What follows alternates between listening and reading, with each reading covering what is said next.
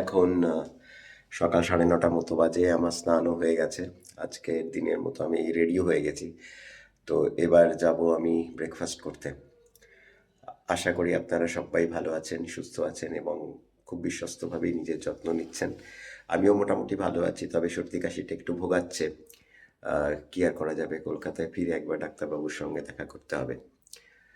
তো চলুন এবার ব্রেকফাস্টে যাওয়া যাক।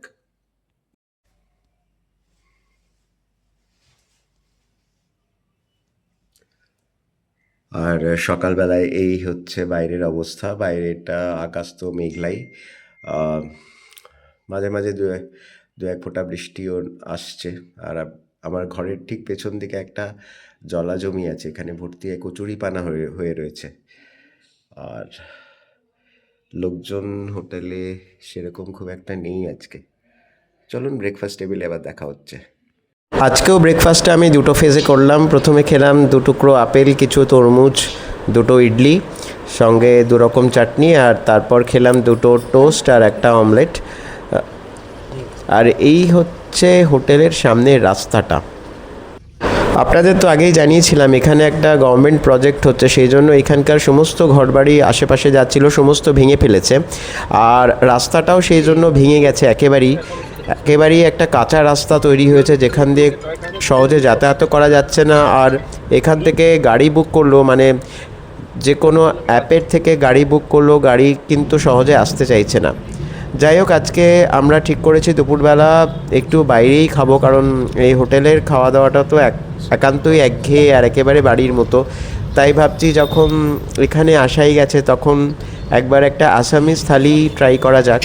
আমার কলিগরা বললো যে এখানে একটা নতুন হোটেল খুলেছে, সেখানটাতে নাকি প্রচণ্ড ভিড় হচ্ছে। আর ওরা বললো যে তাহলে চলো সেখানেই যাই। এই যে বলতে বলতে আমরা চলে এসেছি এই হোটেলটাতে। এটা একটা মানে কি বলবো, একটা আসামিজ ডেলিকেসি কুইজিনের একটা রেস্তোরাঁ। এর নাম হচ্ছে উজানির আসজ বা এই জাতীয় কিছু একটা, যার মানে হচ্ছে যে আপার আসামের খাবার। মানে এই খাবারটা যা দেয় তাতে একবার খেলে পরেই বলে সারাদিনের জন্য পেট ভরে যায়। আর এই হচ্ছে তার থালি। এখানে 25 রকম খাবার আছে, ভাবা যায়। মানে প্রত্যেকটা খাবারই এত টেস্টি যে কি বলবো।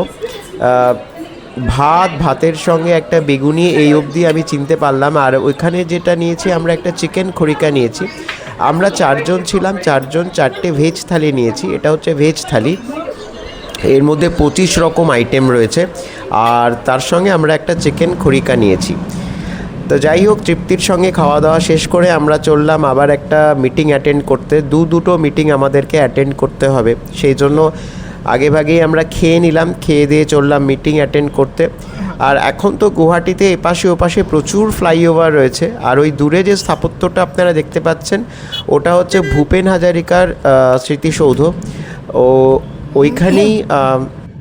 ওইখানেই ভূপেন হাজারিকাকে সমাহিত করা হয়েছিল। এখন যেহেতু দুপুরবেলা, তবুও রাস্তাঘাটে গাড়ি ঘোড়ার সংখ্যা একেবারেই যে কম সেটা বলা যাবে না। মানে এত ফ্লাইওভার হওয়া সত্ত্বেও কিন্তু গুয়াহাটির যে জ্যাম সেটা কিছুটা কমলেও পুরোপুরি সেটা কমেনি। আর আমাদের সেকেন্ড মিটিংটা শেষ করে আমরা এখন থার্ড মিটিংয়ের উদ্দেশ্যে যাচ্ছি। আমরা এখন চলেছি বিখ্যাত ব্রহ্মপুত্র নদের পাশ দিয়ে। আর সেই সেতু যেটা কিছুদিন আগেও না, বেশ বছর 10 তো হয়েই গেছে সেতুটা উদ্বোধন হয়েছে। আর এই রাস্তাটা যে দেখছেন, এই রাস্তাটা একেবারে নতুন রাস্তা। ব্রহ্মপুত্র নদের ধার ঘেঁষে এই রাস্তাটা তৈরি করা হয়েছে। এখানে একটা নতুন পার্ক তৈরি হয়েছে ব্রহ্মপুত্র নদের পাড় ঘেঁষে। তো ইচ্ছে আছে ওই পার্কটা একবার ঘুরে যাব।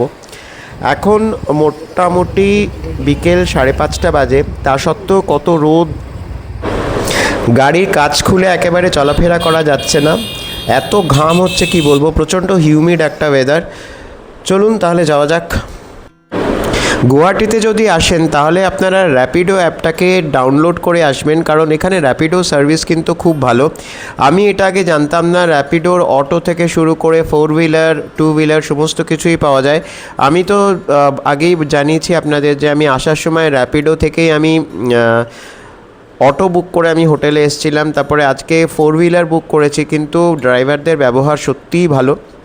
আর এখন গুটি গুটি আমরা চলে যাচ্ছি সেই পার্কের কাছে, ব্রহ্মপুত্র নদের তীরে যে পার্কটি নতুন খোলা হয়েছে। আর এইখানে দেখুন, এখানে একটা টিকিট কাউন্টার আছে, এখান থেকে আপনি ফেরির জন্য টিকিট কাটতে পারবেন। এটা নাম দেওয়া হয়েছে গেটওয়ে অফ গুয়াহাটি, কেন কে জানে। এখান থেকে ফেরি টিকিট কেটে চলে যাওয়া যায় আপনার উমানন্দ দ্বীপে, যেখানে উমানন্দ মহাদেবের মন্দির আছে। আর বলতে বলতে আমরা ঢুকে পড়েছি সেই পার্কটার মধ্যে। এই পার্কটিতে ঢুকতে কোনো প্রবেশ মূল্য লাগে না, তবে এখানে একটু সিকিউরিটির চেকিংয়ের ব্যবস্থা আছে। পার্কটিতে ঢোকার মুখেই আপত্তিজনক কোনো রকম জিনিসপত্র নিয়ে এখানে ঢোকা যায় না। আর পার্কটিতে ঢুকলেই যেটা মনে হবে সেটা হচ্ছে যে পার্কটি ভীষণভাবে খুব সুন্দরভাবে সাজানো আর ভীষণ ওয়েল মেনটেন্ড। এখানে কোথাও আপনি কোনো আবর্জনা পড়ে থাকতে দেখবেন না। আর যারা আসছেন পার্কে, তারা এই পার্কের যে সমস্ত বিধিনিষেধগুলো আছে সেগুলোও অক্ষরে অক্ষরে মেনে চলছেন। এটা ভেবেই আমার খুব ভালো লাগলো। আর এই পার্কটি কিন্তু বিকেলবেলা ঘুরে বেড়ানোর পক্ষে আদর্শ। যদিও আজকের এই গুমোট আবহাওয়ায় আমাদের আর কিছুই ভালো লাগছিল না, কারণ এক ফোঁটা হাওয়া দিচ্ছে না, গাছের একটা পাতাও নড়ছে না, আর এত গরম লাগছিল যে কি বলবো। তবুও আমরা এই পার্কটি কিছুটা ঘুরে দেখার চেষ্টা করলাম। অনেক রকম ফুল গাছ লাগানো পার্কটির গায়ে, আর সেই সঙ্গে সঙ্গে একটা মিউজিক্যাল ফাউন্টেনও রয়েছে। তবে যেহেতু এখন দিনের আলো যথেষ্ট পরিমাণে রয়েছে, সেই জন্য সেই ফাউন্টেনটি এখন বন্ধ। আর এই যে এখান থেকে ব্রহ্মপুত্র নদের একটা ভীষণ সুন্দর ভিউ পাওয়া যায়। আপনি ইচ্ছে করলে একদম নদীর কাছাকাছিও চলে যেতে পারবেন। আবার আপনি যদি দূর থেকে নদীর শোভা উপভোগ করতে চান, আপনি সেটাও করতে পারেন, পুরোটাই আপনার ওপর। এই দেখুন এনারা কতটা নিচের থেকে নদীর শোভা উপভোগ করছেন। আবার এখানে কেবল কারেরও ব্যবস্থা আছে, অর্থাৎ কেবল কারে করে ব্রহ্মপুত্র নদের এক পার থেকে অন্য পারে চলে যাওয়া যায়, সেটাও আপনাদের আমি দেখাচ্ছি। আর মাঝখানে যে ছোট ছোট দ্বীপগুলো রয়েছে সেগুলোতেও আপনি যেতে পারেন। ওই ফেরিঘাট থেকে আপনাকে টিকিট কাটতে হবে, লঞ্চের টিকিট কাটতে হবে, সেই লঞ্চে করে আপনি যেতে পারবেন। আর এই হলো পার্কটির ভেতরে অবস্থা, ভীষণ সুন্দর, ভীষণ পরিষ্কার পরিচ্ছন্ন একটা ব্যাপার। আর এই হচ্ছে ওই দূরে দেখা যাচ্ছে কেবল কারের লাইন। এটা একেবারে এই নদের এক প্রান্ত থেকে অন্য প্রান্ত অবধি চলে গেছে। সূর্যদেব আস্তে আস্তে পশ্চিমে ঢলে পড়ছেন, তাই জলের ওপর তার প্রতিচ্ছবি একটা অদ্ভুত সুন্দর একটা মায়াবী পরিবেশ তৈরি করছে। আর ওই যে দেখুন, ওই দূরে যাচ্ছে কেবল কার। আমার খুব ইচ্ছে ছিল কেবল কারটিতে চড়ার, কিন্তু যেহেতু কাজের ফাঁকে এই ঝটিকা সফর, সেই জন্য আর সেই ইচ্ছেটাকে দমিয়ে রাখতে হলো। তবে ভীষণ ইচ্ছে আছে, যদি কখনো ফ্যামিলির সঙ্গে ছুটি কাটাতে আসি এখানে, অবশ্যই আসতে হবে শীতকালে। শীতকাল ছাড়া এখানে আসার কোনো মানেই হয় না। সেই সময় এসে সবাই মিলেই কেবল কারটিতে চাপবো। ভীষণই একটা রোমাঞ্চকর অভিজ্ঞতা ব্রহ্মপুত্র নদের ওপর দিয়ে এইভাবে উড়ে উড়ে যাওয়া। আর নদীর জলের কি স্রোত দেখছেন, ভীষণই সুন্দর একটা পরিবেশ। বিকেলটা মোটামুটি ভালোই কাটবে এখানে যদি আসেন। তবে এর ভেতরে কিন্তু কোনো রকম খাওয়া দাওয়া বা ওই জাতীয় কিছু করা যায় না। অর্থাৎ যদি আপনি খাওয়া দাওয়া করেন বা খাবার দাবার জিনিসপত্র ভেতরে আনেন, তবে স্বভাবতই জায়গাটা নোংরা হবে।